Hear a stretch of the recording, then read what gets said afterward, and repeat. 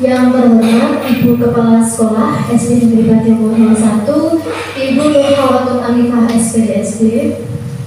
Yang kami hormati Bapak Ibu Guru beserta staf karyawan SD Negeri Batimur 01, SD Negeri Batimur 02. Puji syukur kehadiran Allah yang telah melimpahkan rahmat dan hidayahnya kepada kita sehingga kita dapat berkumpul dalam acara diseminasi budaya positif di sekolah dalam keadaan sehat walafiat. Sholawat beserta salam kita haturkan kepada junjungan kita Nabi besar Muhammad SAW. Semoga kelak kita mendapatkan syafaatnya di yaumul qiyamah nanti. Amin. Perkenankanlah saya membacakan susunan acara pada pagi hari ini. Untuk acara yang pertama yaitu pembukaan, acara yang kedua sambutan oleh kepala sekolah, acara yang ketiga acara inti, dan acara yang terakhir yaitu penutup. Memasuki acara yang pertama yaitu pembukaan, marilah kita buka acara pada pagi hari ini dengan bacaan basmalah. Bismillahirrahmanirrahim. Acara yang kedua yaitu sambutan oleh Kepala Sekolah SD Negeri Batimur 01 kepada Ibu Nurhawatul Alifah SPDSD, dipersilakan.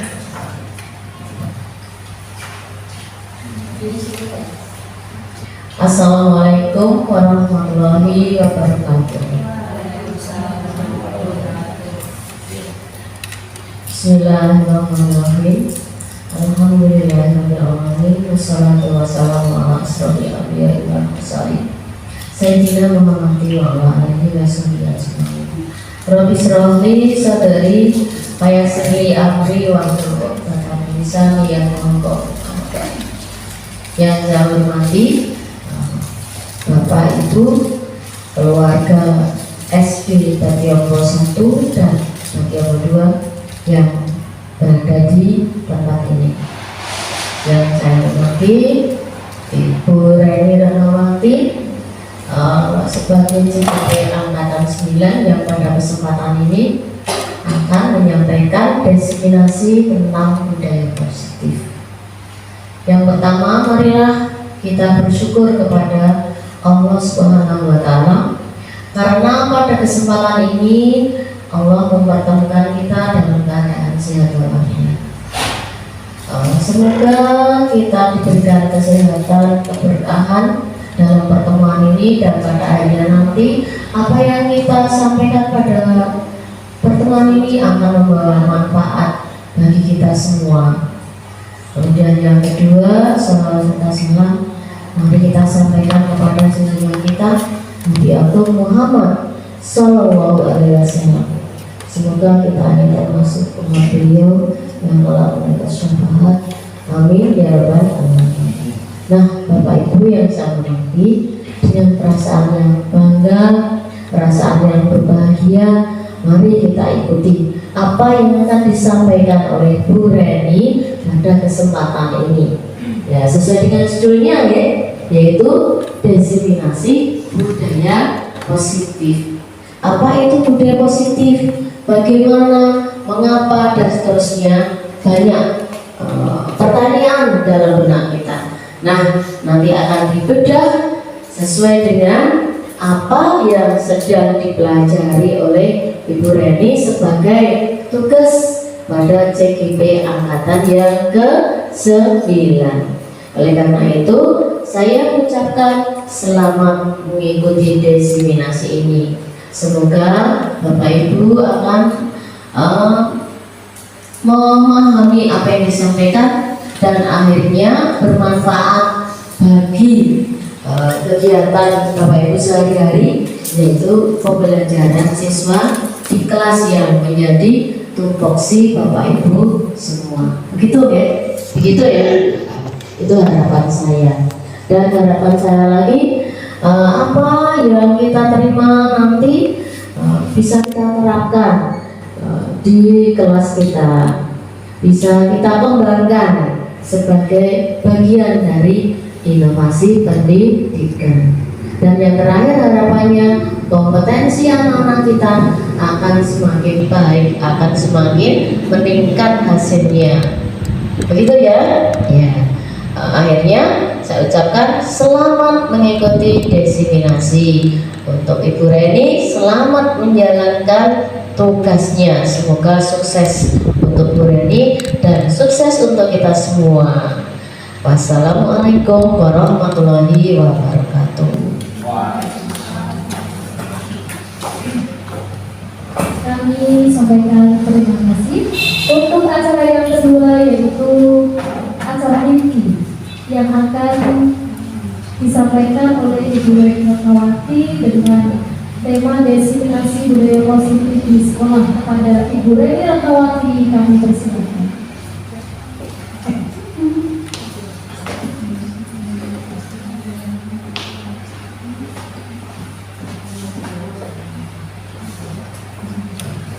Assalamualaikum warahmatullahi wabarakatuh.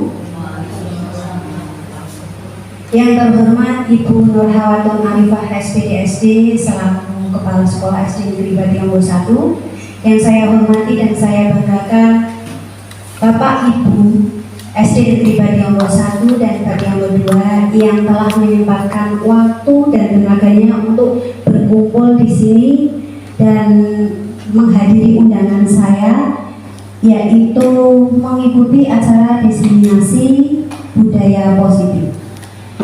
Ini adalah khusus undangan yang saya berikan untuk Bapak Ibu terkait dengan tugas saya sebagai CGP Angkatan 9, dan alhamdulillah saya sudah menyelesaikan satu modul. Kemudian di akhir modul 1 ini yang terdiri dari modul 1.1, 1.2 sampai 1.3 itu terakhir kami sebagai CGP diberi tugas untuk mendesiminasikan, memaparkan atau berdiskusi tentang materi yang sudah kami dapatkan selama mengikuti di modul 1. Saya berharap setelah Bapak Ibu mengikuti acara pada hari ini, setidaknya ada sesuatu yang berkesan dan akhirnya bisa diterapkan dalam keseharian Ibu sebagai guru. Kemudian langsung saja Bapak Ibu, kita lanjutkan acara berikutnya.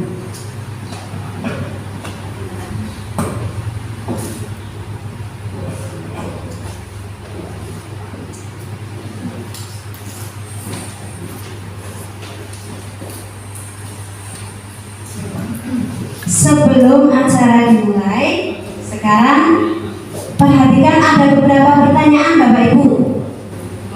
Apakah Bapak Ibu setuju bila yang pertama, pemberian hukuman itu dapat mendisiplinkan siswa?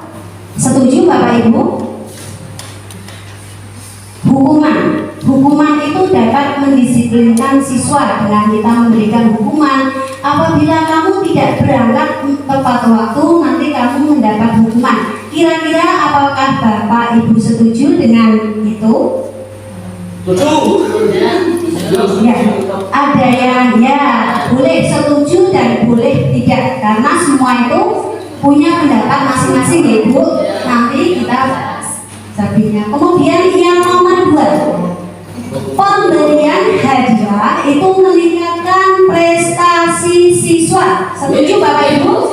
Setuju?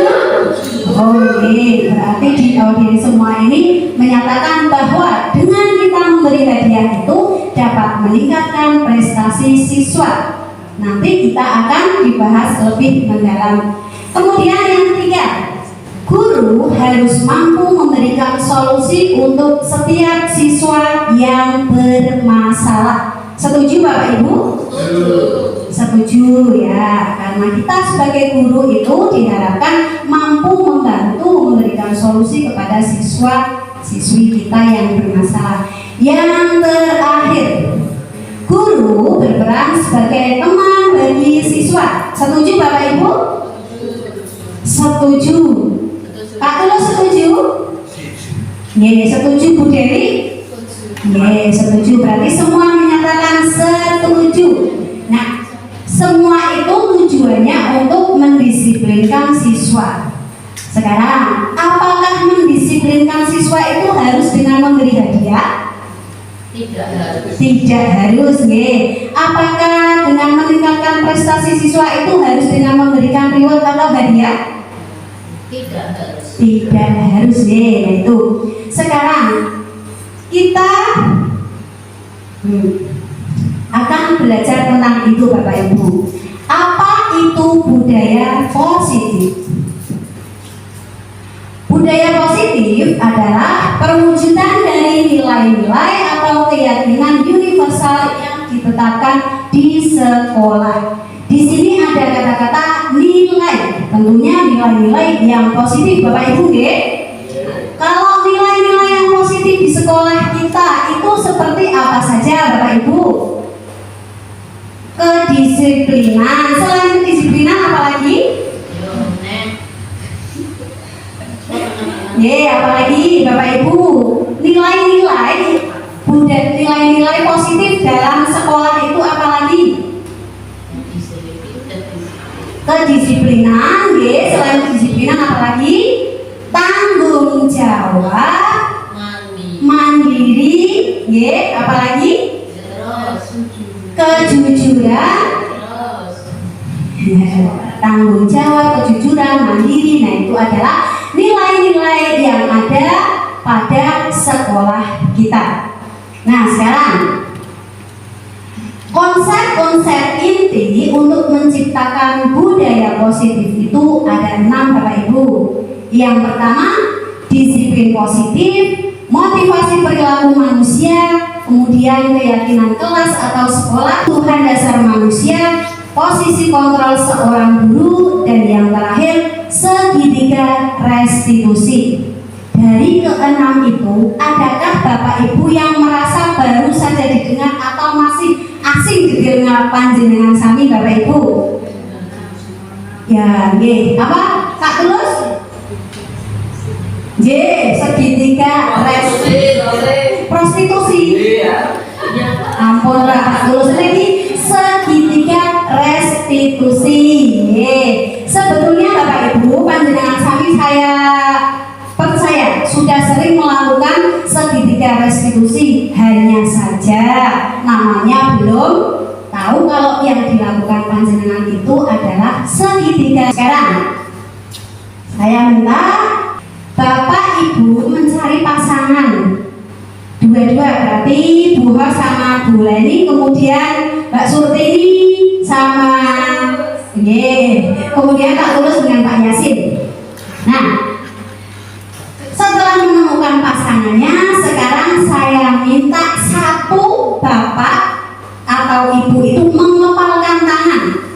Mengepalkan tangan itu seolah-olah tangan yang dikepalkan itu ada sesuatu yang sangat berharga. Nah, setelah bapak ibu menggenggam apa itu barang yang berharga itu, yang satunya boleh meminta dengan cara merayu boleh, menghadik boleh, kemudian menggelitik juga boleh, menyuap juga boleh. Pokoknya dengan cara apa saja berupaya untuk bisa membuka genggaman tangan teman Anda.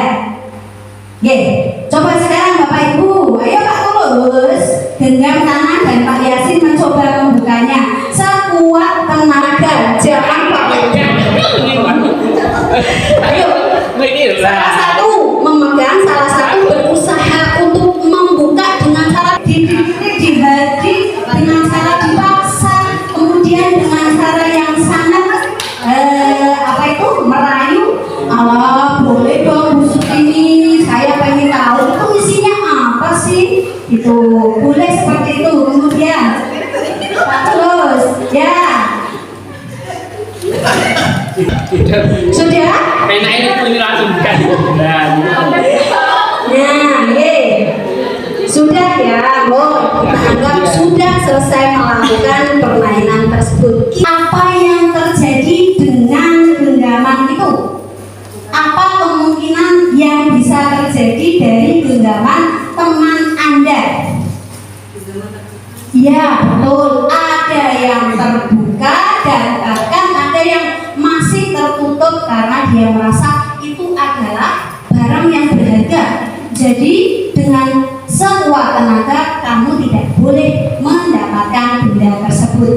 Nah itu dari kejadian tersebut kita dapat menyimpulkan bahwa mau membuka atau menutup itu tergantung dari diri kita sendiri. Apakah dengan dirayu, kemudian digelitik, kemudian dihardik. Kalau diri kita sudah mempunyai kontrol, aku tidak ingin membukanya, mesti punya cara kan untuk tetap mempertahankan benda tersebut. Tetapi ada juga yang membuka dengan mendengarkan rayuan, bahkan mungkin hardikan. Nah, dari kejadian itu Bapak Ibu kita tahu. Nah, pergeseran paradigma tentang teori kontrol dari William Glasser. Tadi kita sudah menggenggam tangan dengan erat dan salah satu yang berusaha untuk membukanya. Contohnya saja ilusi guru mengontrol murid. Bapak Ibu mungkin di antara kita atau bahkan mungkin semuanya menganggap bahwa kita guru itu adalah orang yang mampu mengontrol murid. Benar tidak Ibu?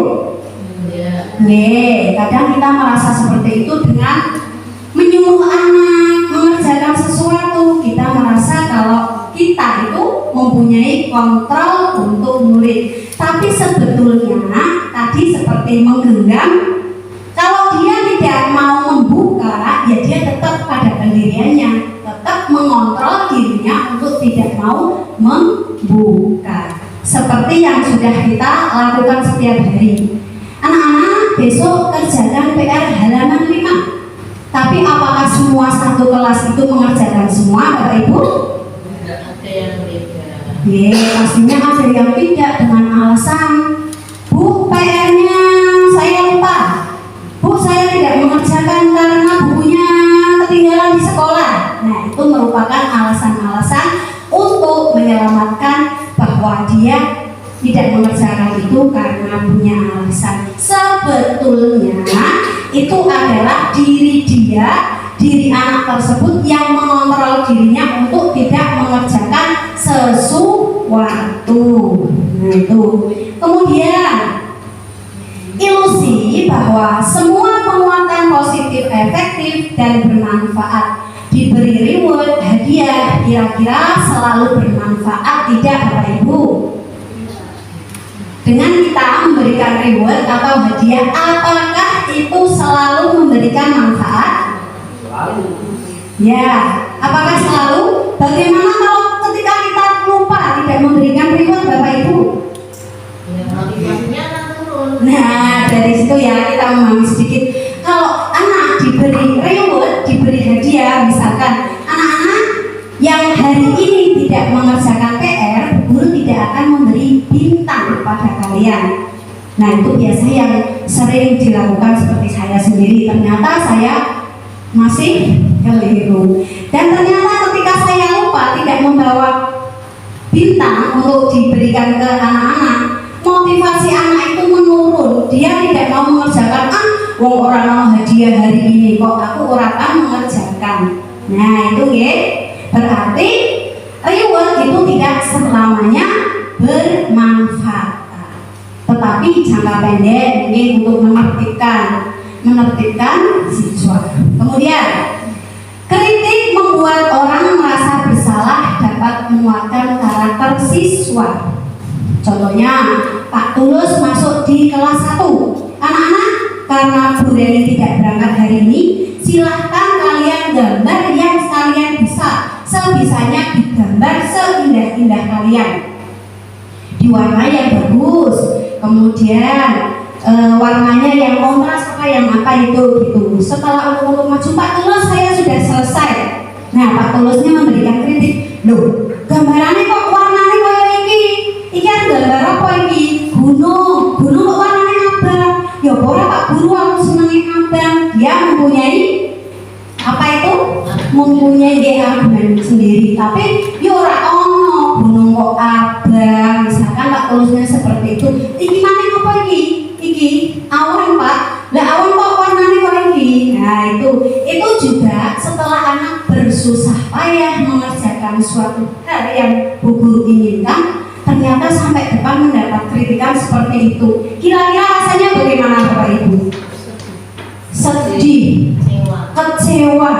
Nggih, Don, padahal dia sudah bersemangat maju, ternyata sampai depan, ora apik, mana bener namanya warnanya Jawa iki. Nah itu, ternyata kritik itu juga membuat orang merasa bersalah dan dapat menguatkan karakter siswa itu tidak benar, ya. Nah itu.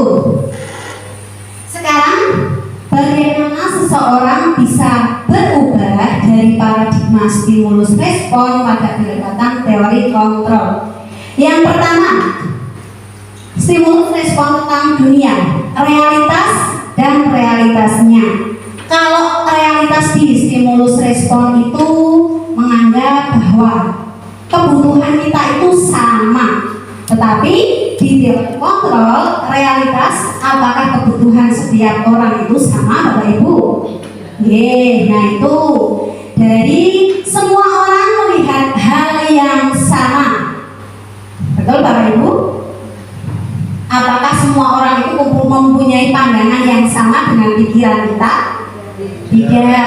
Setiap orang itu memiliki gambaran yang berbeda. Kita mencoba mengubah orang agar berpandangan sama dengan kita. Kemudian di teori kontrol, kita berusaha memahami pandangan orang lain tentang dunia. Kemudian perilaku buruk dilihat sebagai suatu kesalahan. Di teori kontrol, semua perilaku itu memiliki tujuan, baik yang buruk, baik yang apa itu, maupun yang baik itu pasti mempunyai tujuan, Bapak Ibu.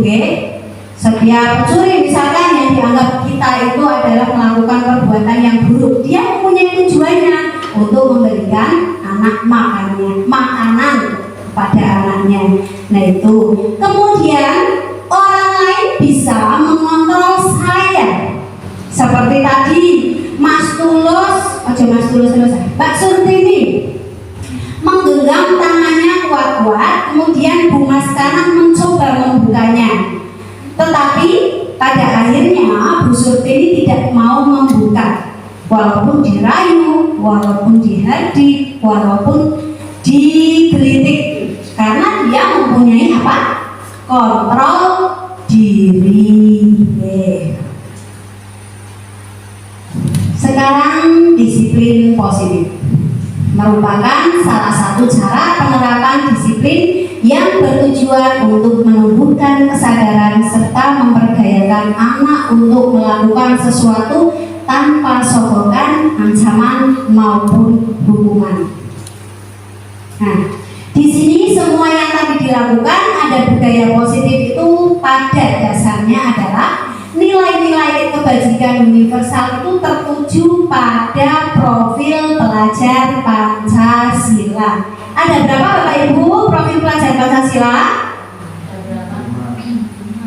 6. Yang pertama, beriman, bertakwa kepada Tuhan yang Maha Esa dan berakhlak mulia, berkebinaan global, gotong royong, kreatif, bernalar kritis dan mandiri.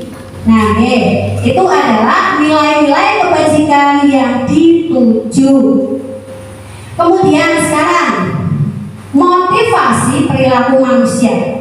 Tentunya kita dalam melakukan setiap tindakan, melakukan setiap perilaku itu mempunyai motivasi. Motivasi di sini ada 3. Yang pertama, menghindari ketidaknyamanan atau hukuman. Contohnya saja ya Bapak Ibu, seperti anak-anak yang ketika hari Senin memakai topi, memakai seragam lengkap, plus dengan atribut yang lengkap. Karena kalau tidak memakai sesuai dengan ketentuan atau aturan, dia akan mendapatkan hukuman. Berarti anak itu apakah semua satu SD itu pasti melakukan hal itu, Bapak Ibu? Tidak, tentunya masih ada yang, Bu saya lupa tidak membawa topi, Bu saya lupa tidak memakai ikat pinggang. Nah itu barangkali yang lain pun dalam melakukannya karena takut dengan hukuman. Nah berarti dia melakukannya karena takut hukum. Kemudian yang kedua, mendapat imbalan atau penghargaan. Contohnya itu tidak jauh dengan kehidupan kita ya Bapak Ibu sebagai pengajar. Kadang seperti aturan Fringer itu jam 7 ya. Nah, kalau tak jam 7 belum sampai sekolah itu nanti kaitannya dengan tunjangannya dipotong. Kira-kira Bapak Ibu ke sekolahan sampai jam 7 itu awal-awalnya tujuannya karena apa Bapak Ibu? Karena takut dipotong tunjangannya. Nah itu manusiawi ya Bapak Ibu. Memang yang pertama itu tujuannya dari situ dulu, mendisiplinkannya untuk mendapatkan imbalan seperti berangkat jam 7, berharap supaya tunjangannya itu lancar jaya. Kemudian menghargai dan menjadi orang yang mereka inginkan. Kadang kita dalam melakukan sesuatu itu tidak selamanya dari hati kita nggih Bapak Ibu nggih. Kadang aku bu kepala sekolah kok iki nang sekolahan ya. Aku ini awan-awan bu kepala sekolah orang dari Bali. Nah itu juga termasuk contoh dari diri kita sendiri. Berarti kita melakukan sesuatu itu tidak dari diri kita, melainkan ingin dihargai. Nah itu nggih Bapak Ibu nggih. Motivasi perilaku manusia ada 3. Kemudian sekarang hukuman, konsekuensi, dan apa Pak Tulus? Prostitusi. Oh nice. Res nggih niku mboten P, restitusi. Nah yang akan kita bahas sekarang hukuman, sanksi, dan restitusi. Ribet dewi akhirnya. Yang pertama hukuman itu ada tapi biasanya jangan ada lanjutannya nggih. Aturan itu dibuat untuk dilanggar. Nah ada kata-kata seperti itu biasanya. Sedangkan di sini hukuman itu sesuatu yang menyakitkan yang harus terjadi. Jika kamu tidak memakai topi pada hari Senin, upacara kamu setelah upacara wajib mengelilingi lapangan 5 kali. Itu menyakitkan tidak Bapak Ibu? Menyakitkan karena anak harus berlari mengelilingi lapangan sampai 5 kali. Kalau sanksi itu sesuatu yang harus terjadi. Dia paham sanksinya saya sudah tidak membawa topi berarti kadang tetapi yang namanya sanksi itu mendadak tiba-tiba Pak Gurunya karena kamu tidak membawa topi, kamu sekarang membersihkan WC, itu juga bisa sanksi. Tetapi di sini restitusi itu adalah pilihan. Nah itu tidak nyaman untuk murid anak untuk jangka waktu panjang, berarti hukuman itu tidak nyaman. Kemudian kalau sanksi itu tidak nyaman untuk murid anak jangka waktu pendek. Sedangkan restitusi itu menguatkan untuk murid atau anak dalam jangka waktu panjang. Kemudian hukuman itu korban mendapatkan hadiah. Tapi hadiahnya seperti tadi karena dia itu sudah menjadi korban tidak membawa topi, tapi mendapatkan keadilan dengan cara dihukum. Kemudian kalau sanksi itu korban bisa diabaikan. Kalau restitusi korban mendapatkan ganti. Mendapatkan ganti di sini berarti diberikan beberapa pilihan. Kemudian perilaku pasif agresif meningkat. Tentunya ya Bapak Ibu, anak itu kadang-kadang ada aturan seperti saya dulu waktu di SMP. Anak-anak tidak boleh merokok. Nah, tidak boleh merokok itu pada waktu di sekolah karena dia takut dengan hukuman. Tetapi bagaimana kalau anak yang tidak takut dengan hukuman? Tentunya dia mungkin akan tetap melakukannya. Dan kalau anak yang tidak melakukannya karena takut dihukum, dia di luar juga bisa melakukan hal tersebut. Kemudian sekarang penguatan hanya bertahan dalam jangka waktu pendek. Kalau restitusi itu masalahnya terpecahkan. Di sini masih ada banyak lagi ya Bapak Ibu ya. Kemudian sekarang berdasarkan bagian di atas, penjelasan hukuman, konsekuensi dan restitusi. Sekarang Bapak Ibu kita perhatikan bersama-sama. Ada 3, hukuman, konsekuensi dan restitusi. Kalau hukuman itu tidak terencana, bersifat satu arah, bisa berupa hukuman fisik, psikis dan kata-kata kasar. Misalkan tiba-tiba ada seorang anak yang datang terlambat, kemudian kenapa kamu Ridwan berangkat terlambat?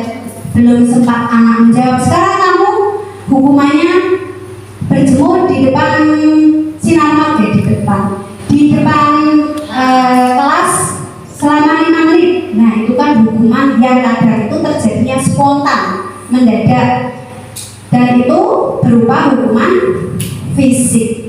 Konsekuensi bersifat terencana, sudah disepakati, bentuk konsekuensinya dibuat oleh pihak guru. Seperti misalkan di kelas ini kita baru buat kesepakatan kelas untuk yang tidak membersihkan kelas, tidak melaksanakan piket.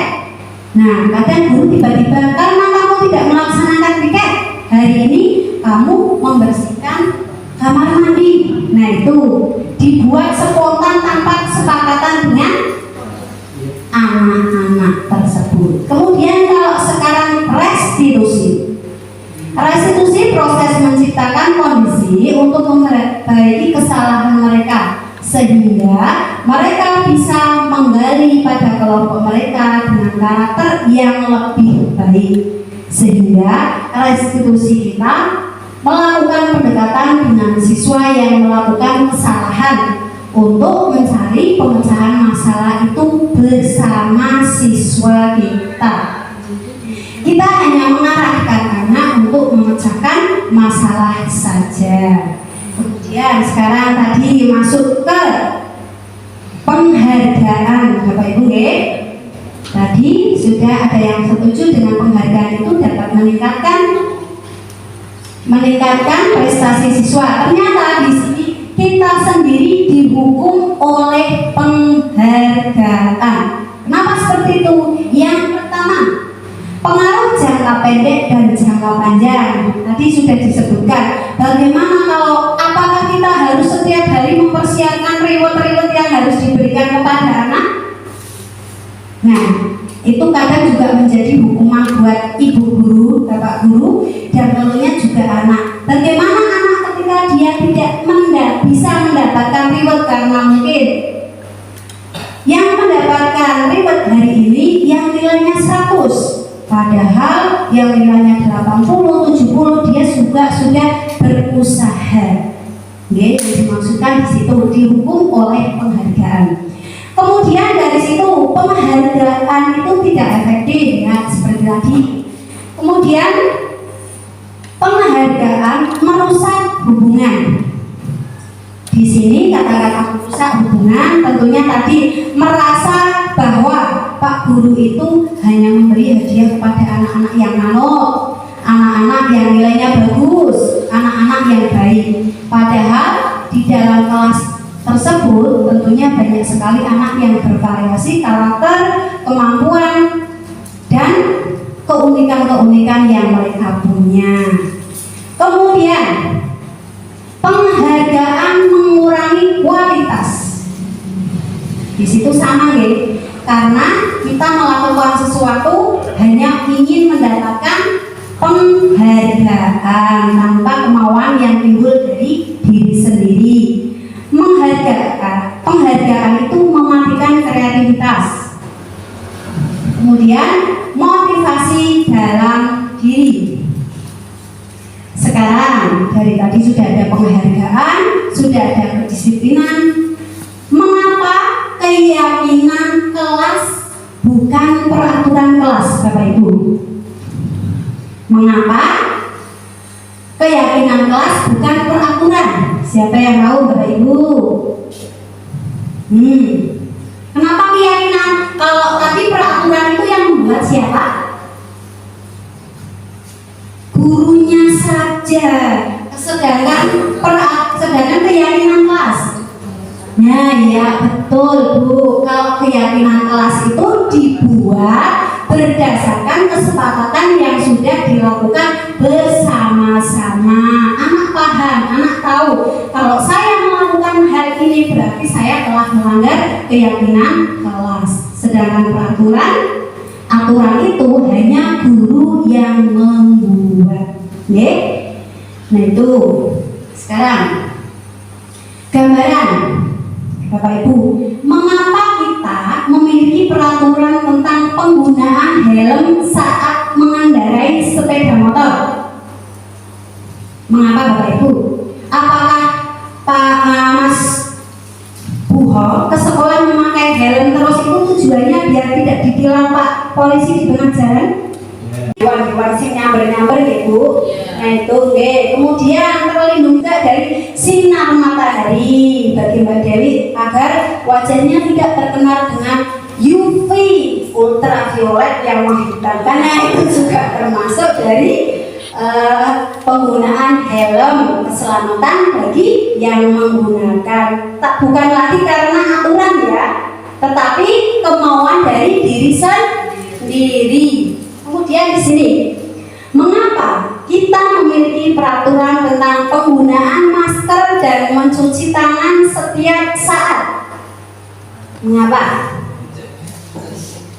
Menjaga kesehatan, kemudian apalagi Bapak Ibu terhindar dari COVID-19. Nah itu termasuknya. Itu juga kembali lagi ke keselamatan, bukan lagi aku orang melakukan kok aku ditangkap Pak polisi, ditangkap dibilang itu berarti itu sudah masuk ke keselamatan yang sudah timbul dari diri sendiri. Kesadaran. Kemudian di sini keyakinan kelas dapat terwujud berdasarkan kesepakatan antara guru dan siswa yang bersifat universal. Peraturan biasanya dibuat oleh guru bersifat satu arah. Nah ini yang membedakan keyakinan kelas dan peraturan kelas. Kalau peraturan itu dibuat oleh guru, berarti satu arah, muridnya harus mematuhi. Kalau keyakinan kelas itu dibuat bersama-sama guru dan siswa. Nah, sekarang Bapak Ibu, saya percaya di sini mungkin Bapak Ibu sudah banyak yang membuat kesepakatan kelas. Barangkali Bu Mas Kana di kelas 1 juga mesti sudah membuat kesepakatan kelas, Nah, sekarang kita berharap setelah kita pada hari ini belajar bareng, yang belum bisa membuat kesepakatan kelas yang tujuannya itu adalah demi kenyamanan bersama-sama, anak itu tidak merasa dimonopoli oleh gurunya. Prosedur urutan pembuatan keyakinan kelas. Yang pertama itu mempersilahkan seluruh siswa mencurahkan ide tentang peraturan yang akan disepakati. Kira-kira kita tanyakan ke anak-anak. Anak-anak, kelas seperti apa yang kalian inginkan di kelas ini? Mesti kan anaknya mengeluarkan pendapat sendiri-sendiri, Bu. Ada yang Bu, kelas yang indah. Bu, kelas yang bersih. Kelas yang tidak ada bully-bully. Nah, itu biarkan mereka mencurahkan pendapat mereka. Kemudian setelah itu kita bertugas mencatat semua masukan tersebut, atau bisa juga dibagi sticky note, kemudian kelasnya yang diinginkan itu seperti apa saja, anak disuruh menulis. Setelah itu ganti kalimat negatif menjadi kalimat positif. Berangkat tepat waktu, tidak boleh di kelas lari-larian. Nah itu juga termasuk negatif, menjadi tertib di kelas. Itu kelihatannya kalau didengar lebih enak yang positif apa negatif Bapak Ibu? Kelihatannya orang dimonopoli, dilarang. Kemudian di sini tinjau kembali masukan, kita kelompokkan umumnya dalam satu kelas itu terdiri dari banyak sekali siswa nih. Seperti di kelas 1 saya ada 31. Kebanyakan dari mereka juga pastinya mempunyai ide yang hampir sama, menginginkan kelas yang rapi ya, keindahan. Kemudian setelah itu tinjau ulang keyakinan kelas yang sudah tersusun. Buatnya minimal 3, tapi ya buatan 3 ibu, pengaturan kesepakatan itu dulu. Ya, diberi tanda tangan Bapak Ibu dari, nah itu di samping sudah ada kesepakatan kelas di kelas 6. Mungkin itu perlu ditambahi tanda tangan. Kalau muridnya terlalu banyak Bu Reni, berarti kan tanda tangannya boleh pakai stempel. Kok stempel apa ini? Cap jempol. Kemudian malah bagus buat variasi, buat keindahan, menambahkan variasi anak. Apalagi kalau yang sudah bisa cap jempol diberi nama. Oh, anak-anaknya aku mangkono. Oh iya, ini aku gawe bareng-bareng karo bu guru kae. Nah itu, oke. Barangkali yang sudah buat belum ada tanda tangannya, tinggal menandatangani sebagai bukti bahwa kesepakatan kelas itu telah dibuat bersama-sama. Kemudian keyakinan kelas itu ditempel di dinding kelas yang mudah terlihat Bapak Ibu. Jangan sampai kesepakatan kelas yang sudah dibuat bareng-bareng kemudian ditempelkannya di atas sampai tulisannya bingung kayak gini, dia tulisan apa ya? Nah itu yang sekiranya mudah dijangkau, anak-anak mudah melihat. Nah itu ya. Nah itu hari ini kita sudah belajar tentang prosedur urutan pembuatan keyakinan kelas. Ternyata saya sendiri sudah mempraktekkan, antusias anak itu sangat luar biasa Bapak Ibu. Kemudian di sini, nah dokumentasi pembuatan keyakinan kelas. Yang pertama kita apa tadi? Mengajak anak bercurah pendapat dulu. Setelah itu anak diberi sticky note, kemudian silahkan tulis Bapak. Tulis anak-anak apa kelas yang kamu inginkan. Setelah anak menuliskan, kemudian guru mengelompokkan ini ya. Nah itu langkah-langkah membuat keyakinan kelas. Nah sekarang Bapak Ibu, saya minta Pak Musyafa ada sticky note dibagikan ke Bapak Ibu guru satu-satu. Lah itu deh.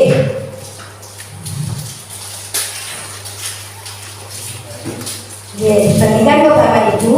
Silahkan Bapak Ibu tuliskan satu posisi kontrol guru. Apakah sebagai penghukum, pembawa rasa bersalah, sebagai teman, pemantau, atau manajer. Posisi Bapak Ibu selama ini Bapak Ibu guru sudah sebagai apa dalam posisi kontrol guru. Silakan ditulis Bapak Ibu.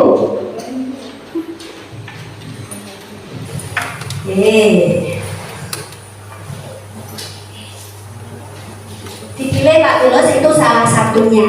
Ada 5, silakan. Pak Tulus itu suka menghukum anak atau membawa rasa bersalah, sebagai teman, pemantau, atau manajer. Silakan dipilih salah satu. Bukan usah dikempalkan, cukup ditulis saja. Kalau sudah ditulis, kita lanjutkan. Sudah kan? Ini Pak. Oke, sudah ya.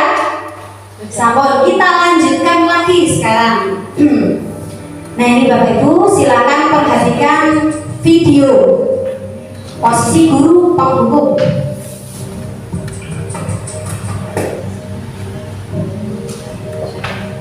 Naren,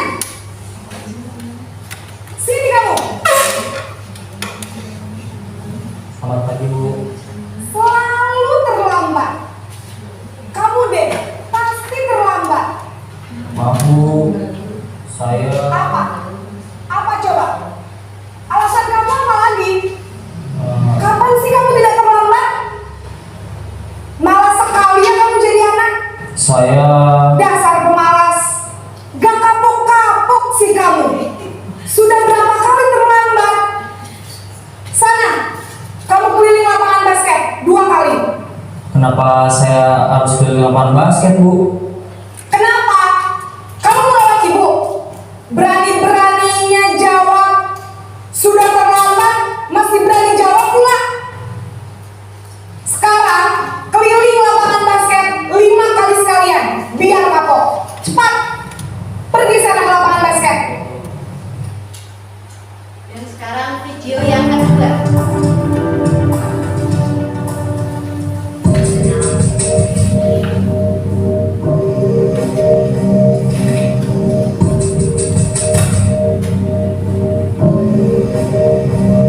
Naren!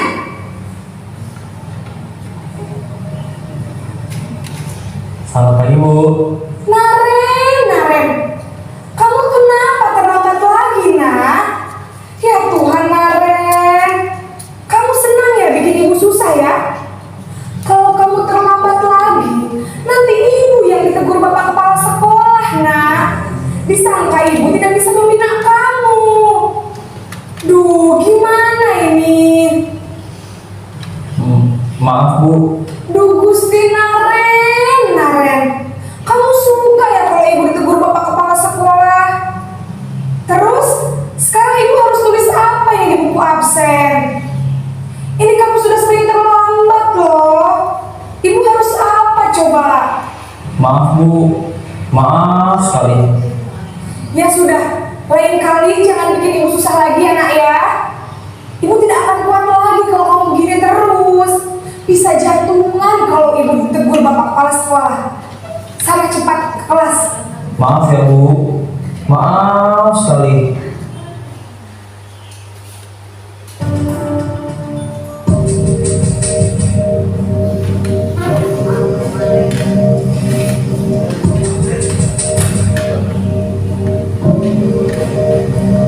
Naren!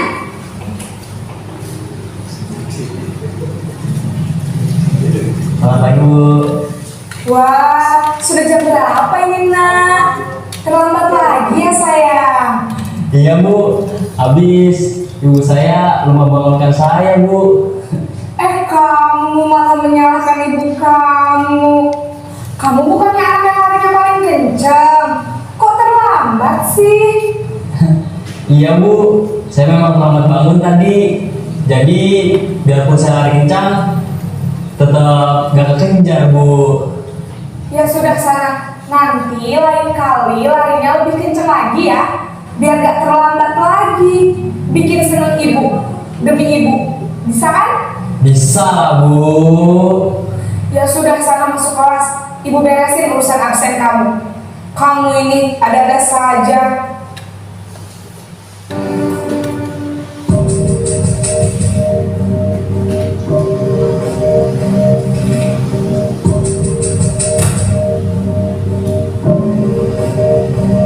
Naren!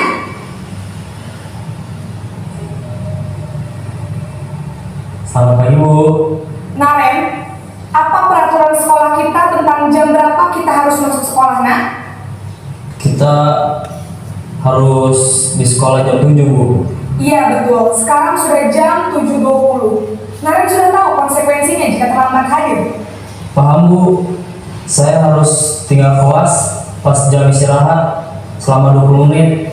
Iya benar, konsekuensinya demikian. Jadi nanti jam 9.30 pas istirahat, kamu harus tinggal di kelas, kerjakan tugas tambahan untuk ketertinggalan kamu, ya? Baik, Bu.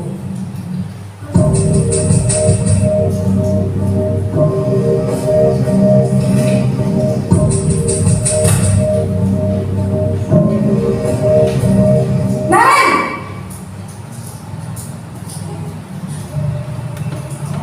Selamat pagi, Bu. Selamat pagi, Naren. Maaf, Bu. Saya terlambat. Iya, sekolah masuknya jam 7, sekarang sudah jam 7.20. Jadi sekarang bagaimana ini, Naren? Maaf, Bu. Saya lupa setel alarm saya semalam.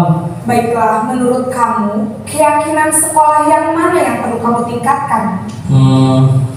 Menghargai diri sendiri dan orang lain mungkin ya, Bu. Setuju. Jadi, apakah Naren meyakini prinsip saling menghormati tersebut? Iya, Bu. Saya meyakininya.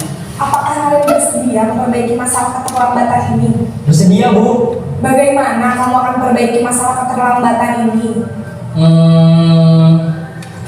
Saya akan coba untuk tidak lupa menyetel alarm saya, Bu. Baik, kalau kalian lupa menyetel alarm di rumah, ada orang yang kira-kira bisa bantu mengingatkan tidak? Ada, Bu. Kakak saya, Kak Emma. Ada lagi selain Kak Emma? Selain Kak Emma, ada ibu saya. Baik, jadi yang mengingatkan Naren adalah Kak Emma dan ibu kamu ya? Kira-kira akan mulai set alarm kapan nih Naren? Setelah pulang sekolah, akan segera saya lakukan. Baik, jadi Naren akan setel alarm untuk bangun besok pagi dan akan diingatkan oleh kakak dan ibunda Naren ya. Ada lagi yang mungkin perlu dilakukan Naren agar tidak terlambat bangun lagi? Tidak ada, Bu. Baik Naren, terima kasih untuk kerjasama kamu. Sekarang kamu perlu kembali ke kelas untuk belajar. Baik, Bu. Terima kasih.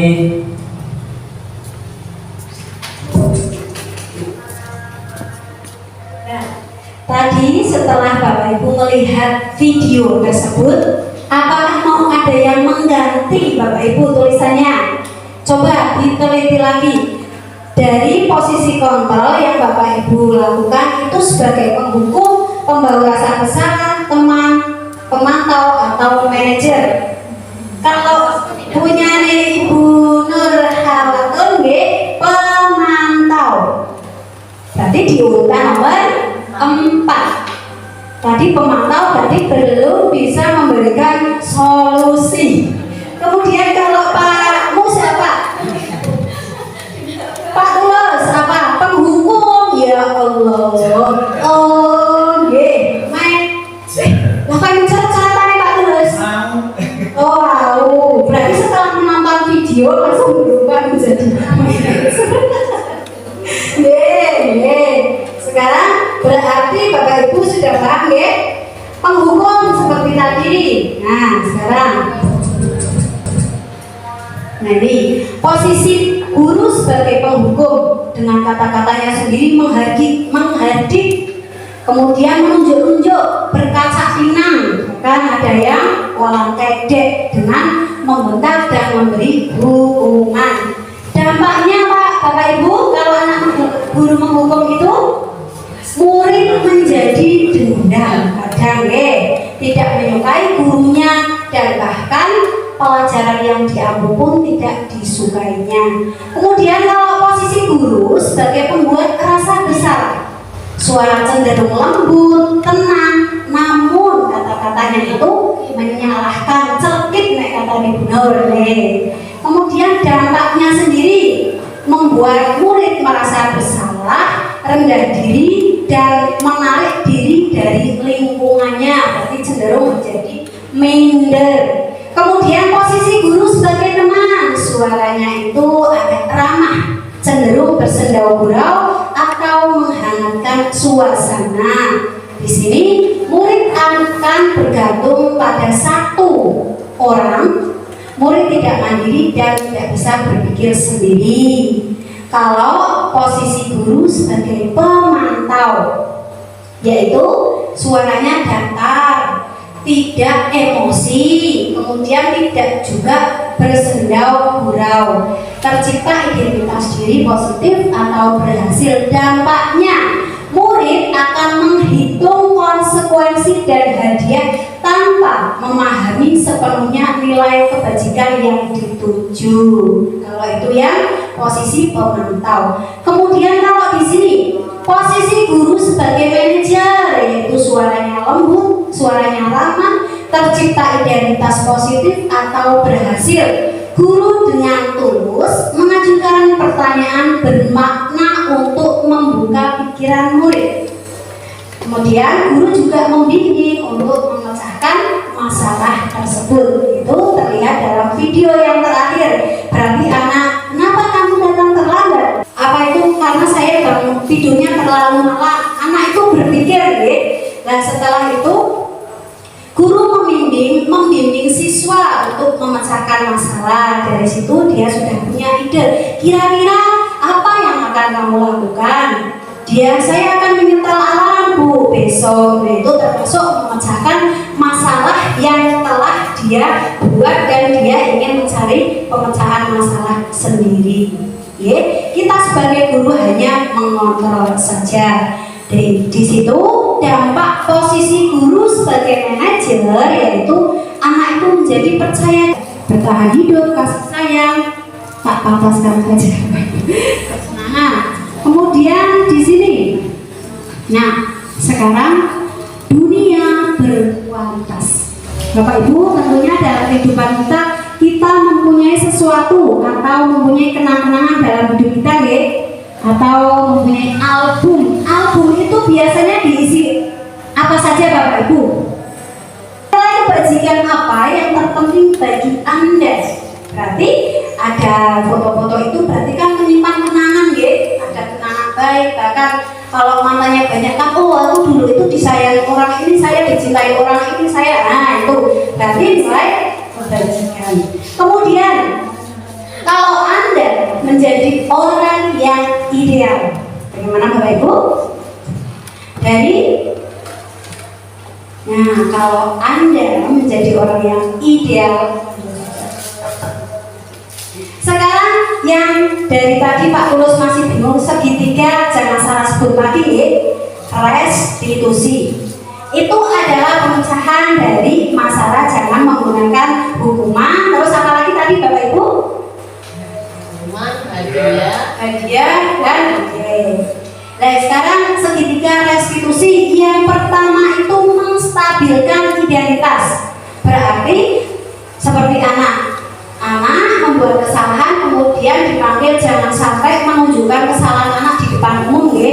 Itu akan menjadikan anak lebih down. Kemudian ditanya Bapak Ibu, kamu bukan satu-satunya orang yang membuat kesalahan. Dulu guru juga pernah membuat kesalahan itu, nak. Nah itu berarti dia sendiri merasa, oh Bu Guru yang pernah membuat kesalahan. Dia tidak merasa minder ataupun apa itu rendah diri. Kemudian setelah itu memvalidasi kebutuhan. Tentunya kamu melakukan hal itu karena kamu punya tujuan, ya. Seperti misalkan, iya Bu, saya itu berangkat terlambat. Nah itu tujuannya karena saya tidak bisa bangun tanpa dibangunkan.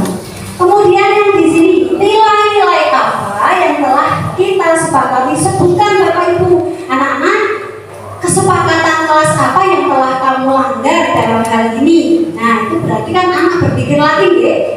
Berpikir, saya kemarin sudah membuat kesepakatan seperti ini, ternyata saya berangkat tidak tepat waktu. Nah setelah itu, setelah memvalidasi masalah, kemudian guru juga memberikan kesempatan bagi anak untuk bagaimana memecahkan masalah tersebut dengan tadi menyalakan alarm, kemudian meminta orang tuanya untuk membangunkannya. Dari sini Bapak Ibu ada pencerahannya, tidak tentang segitiga restitusi. Kita sudah belajar tentang budaya positif, itu ada kesepakatan kelas, kemudian segitiga restitusi itu adalah bagaimana cara kita memecahkan masalah pada anak tanpa anak itu merasa tersinggung, dihakimi, bahkan merasa dendam dengan gurunya sendiri. Ternyata ada cara yang lebih diterima dan menjadikan anak itu lebih mandiri dengan mencari solusi sendiri, Bapak Ibu, ya. Kemudian kalau tadi sudah dibahas juga tentang reward, kadang reward itu juga menghukum kita, yang dimaksudkan di situ. Nah, kemudian dari paparan yang sudah saya sampaikan, ini kembali ke awal Bapak Ibu. Kalau tadi jawabnya masih ada yang ini itu, dan coba sekarang masih, apakah Bapak Ibu setuju bila pemberian hukuman dapat mendisiplinkan siswa? Setuju tidak Bapak Ibu? Setuju Bu? Tidak. Oh tidak. Tadi ada yang jawab setuju, sekarang jawabnya semua. Maka ya hanya nanti pasti dapat hadiah ini, pasti dapat hadiah ini. Padahal Bu Guru juga memberi hadiah tapi dengan cara yang lain. Jadi reward itu tidak selamanya negatif. Reward juga bisa positif, asalkan kita bisa mengatur sebaik-baiknya bagaimana kita bisa menempatkan reward untuk kemajuan anak. Oke, tepuk tangan buat guru. Berarti reward itu setuju tergantung dengan cara gurunya, Kemudian guru mampu memberikan solusi untuk setiap siswa yang bermasalah. Setuju Bapak Ibu? Setuju, tidak ya? Kenapa? Dinarain itu dinarain. Nah, Ya guru harus mampu memberikan. Harus itu kan berarti setiap ada masalah harus. Padahal kan tadi ada juga yang siswa harus memecahkan masalahnya. Mengarahkan, kemudian, Sebenarnya kalimat itu kurang tepat. Sebenarnya kalimatnya jangan guru harus mampu memberikan solusi, itu kurang tepat. Seharusnya kalimat itu berbunyi guru berusaha membantu memberikan solusi untuk setiap siswa yang bermasalah. Artinya apa? Berusaha membantu. Jadi tidak harus dari guru, tidak harus dari siswa sepenuhnya. kemudian yang terakhir sekarang, mungkin inilah yang ditunggu-tunggu kita semua. Ya, terima kasih Bapak Ibu. Barangkali dalam pemaparan saya selama kurang lebih 1 jam lebih, banyak kata yang diterima Bapak Ibu kurang paham atau bahkan ada kata-kata yang keliru. Saya mohon maaf yang sebesar-besarnya dan saya berharap dari pertemuan ini tidak ada hal yang sia-sia. Barangkali Bapak Ibu dapat mengambil hikmahnya, ada ilmu yang baru yang walaupun hanya secuil, nah itu mampu diterapkan dalam kehidupan kita di sekolah. Baik, saya ucapkan terima kasih buat tadi yang berdua yang sudah berkenan datang ke sini. Dan saya ucapkan juga terima kasih kepada Bapak Ibu yang sudah menyempatkan di sini juga, Bapak-bapak. Terima kasih atas waktunya, terima kasih atas kesempatan yang diberikan kepada saya. Akhirul kalam, wabillahi taufiq wal hidayah. Wassalamualaikum warahmatullahi wabarakatuh. Saya ucapkan selamat tinggal buat bapak-bapak yang sudah menyempatkan waktu dan sudah diingatkan dengan suara ngaji. Monggo Bapak Ibu, saya ucapkan lagi terima kasih.